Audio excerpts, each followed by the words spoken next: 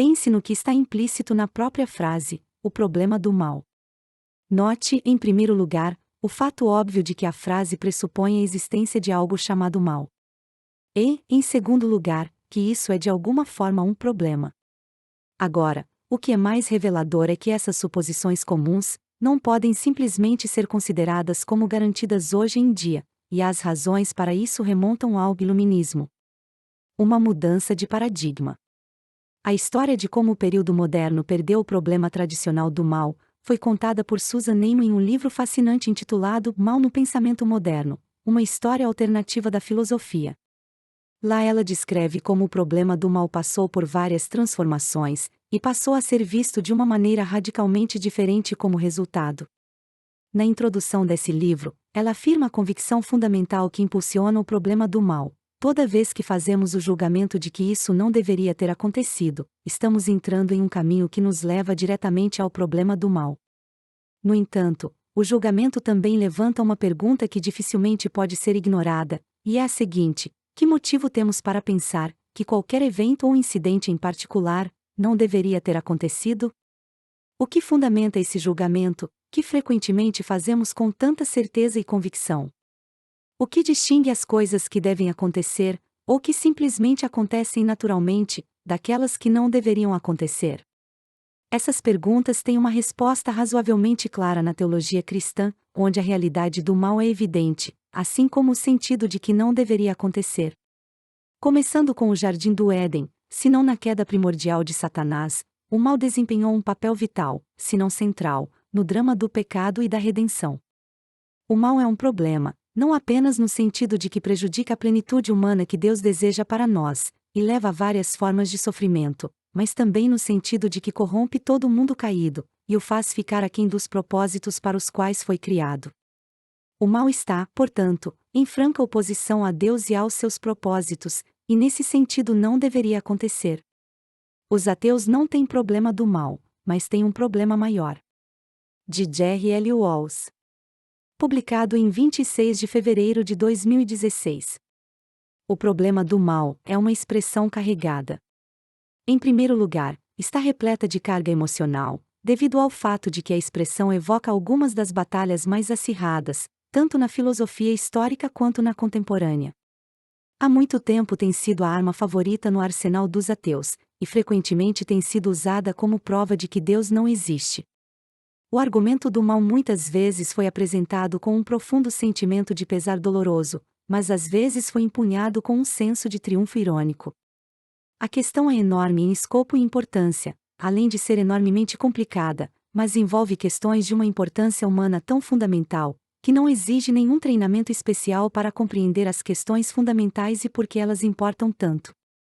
Estão em jogo questões de nível cósmico sobre o próprio significado da vida, e que tipo de esperanças podemos manter racionalmente. Mas aqui está o ponto central: nosso julgamento apaixonado, isso não deveria ter acontecido, só faz sentido com base em certas convicções sobre a realidade última. O que tradicionalmente impulsiona o problema do mal é a crença de que a realidade última é boa, porque a realidade última é um Deus, que não apenas é perfeitamente amoroso e bom, mas também supremamente poderoso. Mas o que acontece com o problema do mal, quando essa convicção não mais se sustenta? A história que Neiman conta é uma história de uma tendência, ou capacidade, ou convicção diminuída, de proferir o julgamento isso não deveria ter acontecido. Sua narrativa é delimitada por dois eventos, cada um dos quais abalou o pensamento e a cultura ocidental, até seus fundamentos, a saber, o terremoto de Lisboa e o Holocausto.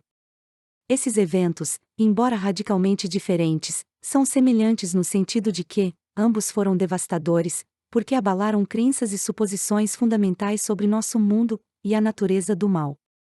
Antes do terremoto de Lisboa, tais desastres naturais eram investidos de grande significado moral e teológico. Embora muitas pessoas na época ainda vissem Lisboa nesses termos, houve uma tendência crescente no pensamento moderno, após esse período, de ver esses eventos como fenômenos puramente naturais, sem significado ou importância moral. No final da modernidade, a mudança foi realmente radical. Neiman escreve: para observadores contemporâneos, terremotos são apenas uma questão de tectônica de placas. No máximo, eles ameaçam sua fé nos códigos de construção governamentais, ou nas previsões dos geólogos. Eles podem provocar raiva contra inspetores preguiçosos, ou pena, por aqueles que estão no lugar errado na hora errada. Mas essas são emoções comuns. A diferença entre ter sua fé em Deus minada, e ter sua fé nos códigos governamentais ameaçada, é uma mudança de paradigma de proporções incalculáveis. A diferença entre explicar terremotos apenas em termos de tectônica, e explicá-los em termos de teologia, simplesmente desafia a medida. E a diferença entre as emoções comuns de pena e arrependimento, e os sentimentos de indignação moral de significado cósmico é igualmente inestimável. De qualquer forma, como resultado dessa mudança dramática de pensamento, o problema do mal foi em grande parte dissolvido, de acordo com Neyman, e confinado a uma escala muito menor.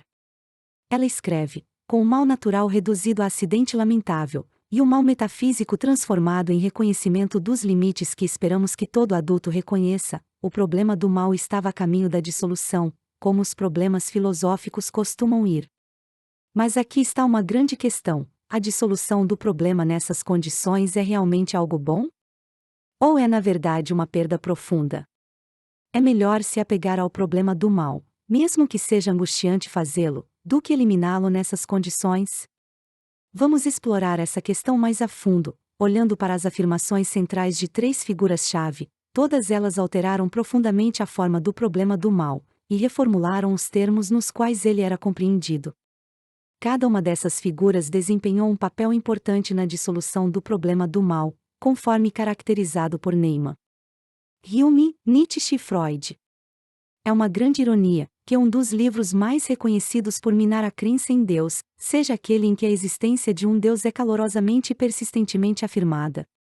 Embora a filosofia de Hume seja notoriamente naturalista, nenhum dos personagens em seus diálogos sobre a religião natural defende o ateísmo. Até mesmo o personagem cético Philo repudia o ateísmo, como uma posição absurda e obviamente falsa.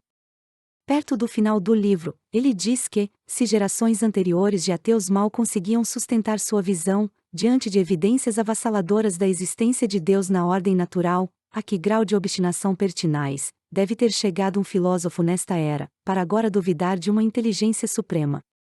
Claro, Philo critica os argumentos da teologia natural, particularmente o argumento teleológico. Mas a urbanidade lúdica de seus discursos, que visam minar a analogia entre os designers humanos e a inteligência suprema, disfarça a paixão de sua crítica moral que, em última instância, motiva seu ataque. É somente quando Philo martela o problema do mal, com tal força eloquente, que sua verdadeira agenda é revelada.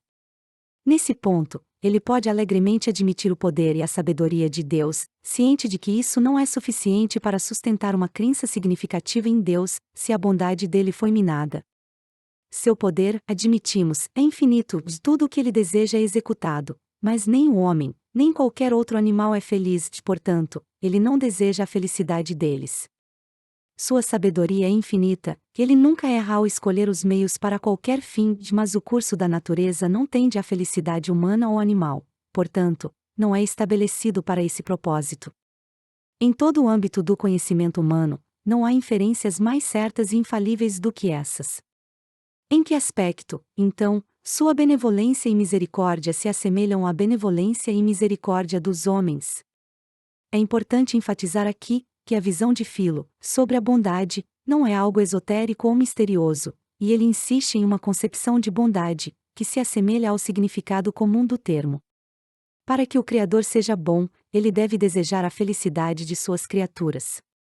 Mas, diante da miséria generalizada que caracteriza a experiência humana, fica evidente que nosso mundo não foi projetado para alcançar esse fim. Philo prossegue argumentando que é muito provável que o projetista do nosso mundo não seja perfeitamente bom, nem perfeitamente malicioso, nem uma combinação desses dois, mas sim, que ele não tenha nem bondade nem malícia. Isso, Philo insiste, parece ser de longe o mais provável. Philo destaca as implicações da hipótese de que Deus é moralmente indiferente no diálogo final, e é aí que vemos qual é o verdadeiro significado de sua crença em Deus. Com todos os atributos morais eliminados, Deus é reduzido a uma hipótese explicativa, para dar conta da ordem no universo, uma hipótese que merece a adesão filosófica simples. No entanto, essa mera adesão não produz nenhuma inferência que afete a vida humana, nem pode ser a fonte de qualquer ação ou abstenção. Francamente, esse Deus não faz a menor diferença em nossas vidas, ou em como as vivemos.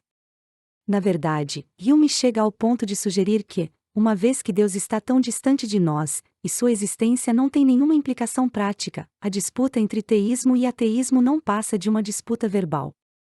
Mas aqui está o ponto que quero enfatizar. O argumento de Hume sobre a indiferença moral de Deus é, de certa forma, um movimento engenhoso para dissolver o problema do mal. Pois, se a fonte última de todas as coisas não é boa, no sentido comum da palavra, se ele não possui propriedades morais, a enorme tensão entre Deus e o mal é aliviada. Eis o motivo: se a causa última de tudo o que existe é moralmente indiferente, e não se preocupa com a nossa felicidade, não devemos nos surpreender se o nosso mundo não foi projetado para a nossa felicidade, e está cheio de sofrimento. Se Deus não é bom, temos pouca razão para confiar em nossos julgamentos sobre o que deveria ou não deveria acontecer. Vejamos agora Nietzsche, cuja resposta ao problema é radicalmente diferente da de Hume. Vale ressaltar que Nietzsche não é uma figura comumente associada ao debate teodiceico. No entanto, Nietzsche tinha coisas marcantes a dizer sobre o problema, embora sejam coisas muito atípicas, em consonância com a natureza radical de sua filosofia. Em particular, ele desdenhosamente rejeitou todo o problema como um sintoma constrangedor da fraqueza doentia do homem moderno. Para Nietzsche, o problema não é que o mundo seja hostil à felicidade humana. Pelo contrário, é a moral cristã que é hostil à felicidade, porque nos exige exercer restrições morais, na expressão de nossos instintos, de modos que Nietzsche considerava antinaturais e sufocantes. Ter que combater os próprios instintos, essa é a fórmula para a decadência, enquanto a vida está ascendendo. Felicidade e instinto são um só. Nietzsche é zeloso, não apenas ao celebrar este mundo em sua totalidade tal como é, mas também está pronto para escarnecer de qualquer comparação injusta entre este mundo e algum outro mundo supostamente mais real, seja esse mundo um reino ideal platônico ou o reino de Deus, ao qual os cristãos rezam para que venha. Afirmar este mundo tal como é, representa o ideal do espírito dionisíaco para Nietzsche, conforme retratado na tragédia grega clássica. A afirmação da vida, mesmo em seus problemas mais estranhos e severos, a vontade de vida regozijando em sua inexauribilidade, através do sacrifício de seus mais elevados tipos, isso é o que chamo de dionisíaco, isso é o que reconheço como a ponte para a psicologia do poeta trágico. Não para se livrar da piedade e do terror, não para se purificar de uma emoção perigosa, assim como Aristóteles o entendia, mas, além da piedade e do terror, para realizar, em si mesmo, a alegria eterna do devir, aquela alegria que também engloba a alegria na destruição.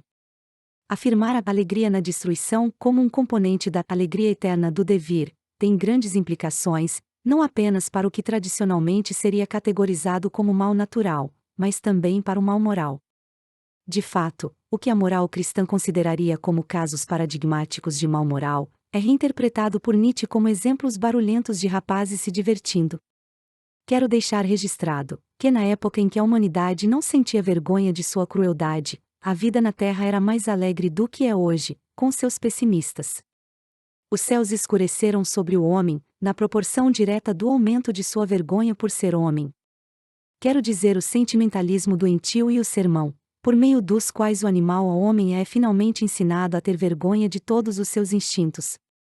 Agora, quando o sofrimento é sempre o primeiro dos argumentos levantados contra a vida, como seu aspecto mais questionável, é salutar lembrar dos tempos em que as pessoas faziam a avaliação oposta, porque não podiam deixar de fazer as pessoas sofrerem, e viam uma magia de primeira classe nisso, um verdadeiro atrativo sedutor para a vida. É importante enfatizar que Nietzsche rejeita completamente a ideia de livre-arbítrio e agência moral. Em sua visão, os rapazes em um frenesi não têm mais liberdade para agir de outra forma do que um pássaro de rapina tem para se abster de comer e desfrutar de um cordeiro saboroso. A força se expressa natural e inevitavelmente na dominação e na destruição. E assim como as pessoas comuns separam o raio do seu clarão e consideram este último como uma ação, algo realizado por um sujeito chamado raio, a moral popular separa a força da manifestação da força, como se houvesse um substrato indiferente, por trás da pessoa forte que tivesse a liberdade de manifestar, ou não a força. Na visão de Nietzsche, a vontade meramente acompanha os eventos, mas não explica nada. O livre-arbítrio é um erro massivo e perniciosamente motivado, que foi fabricado para justificar, culpar as pessoas e responsabilizá-las. Em suma, o verdadeiro problema com o problema do mal é que consideramos isso um problema. A rejeição de Nietzsche ao problema está totalmente em consonância com seu projeto maior de ir além do bem e do mal, ao rejeitar a moral cristã e restaurar uma moral nobre.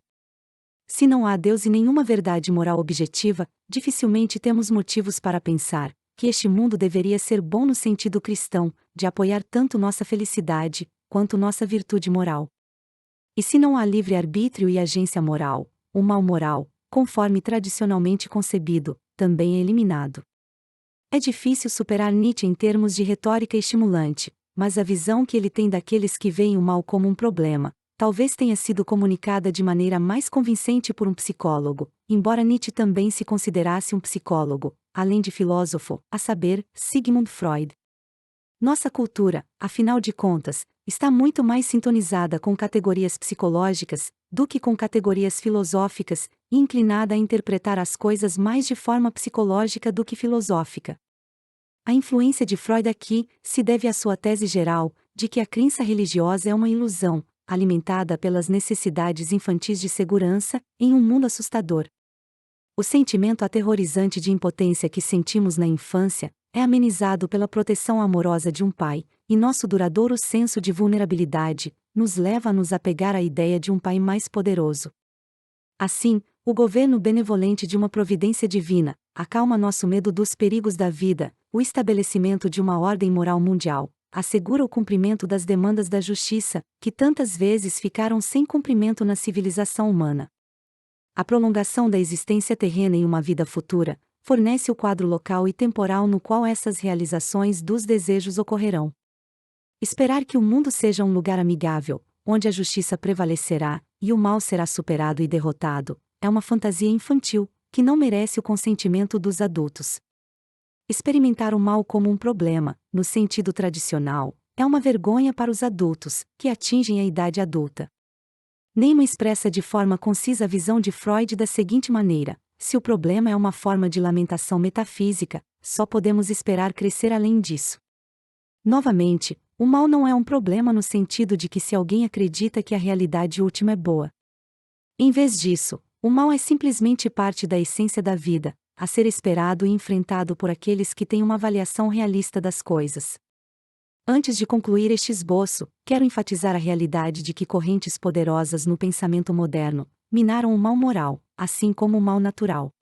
De fato, a tentativa de neutralizar o mal natural como algo ruim que simplesmente acontece, com pouca ou nenhuma significância moral, estendeu-se às ações humanas à medida que os seres humanos passaram a se ver como totalmente contínuos com a ordem natural.